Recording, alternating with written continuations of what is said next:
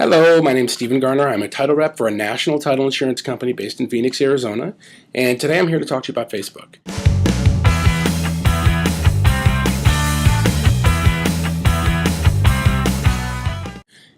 If I'm your friend on Facebook and you're my friend, I expect to hear about your day. I expect to hear about restaurant recommendations, movie recommendations, funny quotes, kids' pictures. Those are good ones.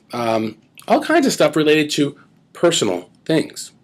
However, what I don't expect is to be bombarded with people trying to sell me real estate. It's like I log in, oh, how's your day? For sale. I go back again. Hey, how's it going? Stop the car. I go back again. Not a short sale. So that's the social contract. Stay true to it. You'll be fine. Violate it.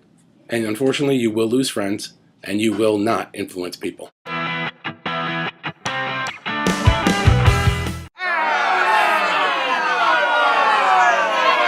If every time I log into Facebook I see you talking about business, chances are you're going to be unfriended pretty quickly.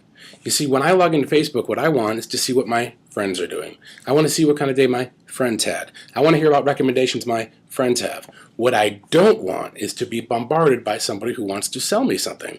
I don't care if that's real estate or loans or legal services or medical services, or, well, you get the point. So that's the first thing. That's number one. Number two is to suggest that I become a fan over and over and over and over and over. You get the point, okay? I am bombarded by people who want to suggest that I become a fan of this over and over again. Here's the big secret. If I didn't become a fan the first time, I'm even less likely to become a fan the second and the third and the fourth and the fifth, and believe it or not, the sixth time. Because sometimes people receive that many suggestions. Another way to lose friends and not influence people is to talk at someone. They don't enjoy it very much. As a matter of fact, it makes me feel like a child. When I log into Facebook, I want to be engaged, but I don't want to be talked at. I don't want to be told how it is. I'd like to draw my own conclusion, and that's the great thing about Facebook. Businesses call it ROI, return on investment. Facebook, it's return on engagement. So the whole point when I post something is to get someone to say something or do something. I don't necessarily want to leave anything closed-ended. I want open-ended questions so we can engage each other. So if someone doesn't do that, I don't stick around much longer. Events are awesome. I get invited to events, great. Some fantastic events on social media, some fantastic events about the real estate market, all kinds of events, okay? But those events should probably be in the area that I live in. I mean, I live in the Phoenix metro area, so I'd like to be invited to events in Scottsdale or Chandler, Mesa, Gilbert, Tempe, Apache Junction, Gold Canyon, Cave Creek. The list goes on and on. What I don't want to be invited to is an event that's in Pittsburgh, Pennsylvania, or an event that's in Florida.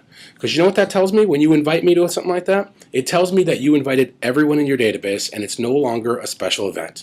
So be careful when you invite people to events that you only invite people that are geographically close. I know that you're proud of your listings, and I know that you worked very hard to get that seller to call you to say, listen, I want you to list my property. I know you're proud of it.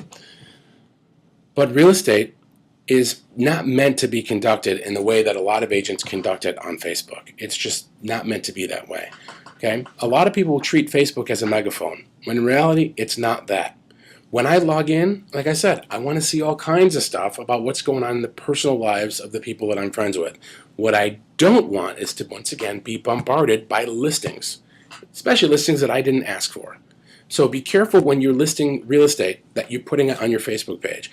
There is a place, a time and a place to put that stuff, and it's most likely going to be on your fan page because the people that have signed up to be a fan of your page expect that kind of information. Here's another thing about posting those kind of things on your personal page.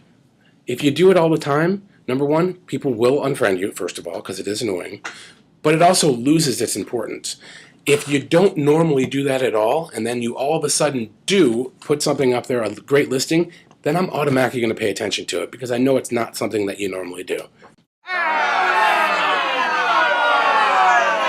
There are programs out there that you can use that will link Twitter to Facebook and Facebook to Twitter. Okay? Twitter's a microblogging site, 140 characters or less. It's meant to be used over and over and over again. In fact, it's not uncommon to see somebody tweet 30, 40 times a day. However, it becomes very annoying very quick when you have that information linked to Facebook.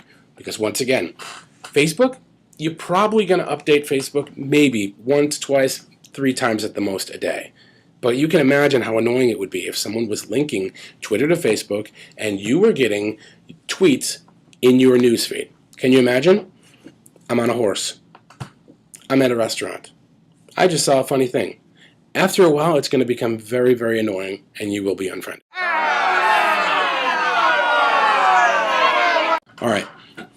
Here's a really good one. Tagging. Tagging is fun. You know what tagging is, right? Like somebody puts a picture in there of you and then tags it to say, hey, this is a picture of Stephen Garner. And you're like, oh, yeah, cool. I remember that. I remember that party. That was fun. Okay. But now, can you imagine if you were a high school kid and you had pimples everywhere and braces and your hair was just absolutely horrible.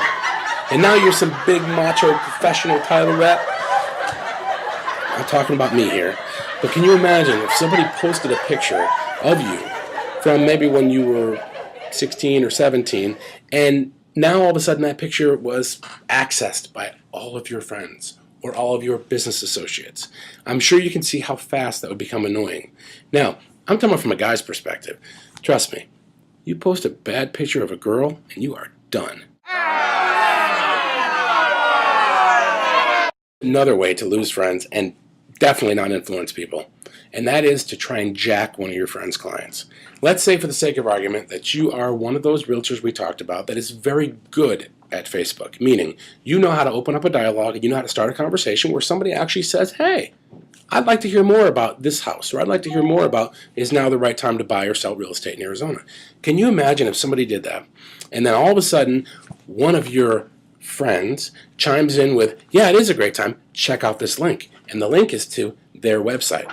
Here's what's going to happen. That person is going to unfriend you very, very quickly. And you will probably get a very bad name, not only on Facebook, but in the area of which you work.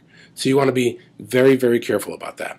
So this is a little controversial for some people, but if everybody goes left, I'm going right. So if you're a realtor, why would you want so many realtors on your page? I mean, think about it.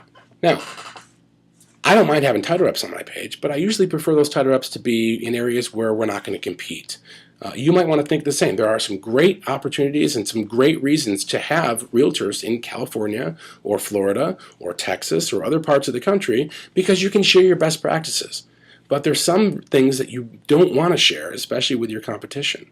So you do want to think about that. I do know people who have over 2,500, 3,000 friends, and you ask them, and they'll tell you that 80% of them are realtors. So I guess it depends on what you're trying to do. So those are just some of the ways that you can lose friends and not influence people. That's a social contract for Facebook. There's a different social contract for Twitter. There's a different social contract for LinkedIn. They're all different. All different people are on these platforms, and there's different mediums used for different messages. So just be careful what you do. I'm Steve Garner, my title guy, and if you would like any help with your Facebook or Twitter or LinkedIn, Active Rain, WordPress, Delicious, it goes on and on and on. Please give me a call. I'd love to sit down and show you how I can increase your business. 480-223-8113 or mytitleguy@me.com or visit me on the web, mytitleguy.net. Thanks.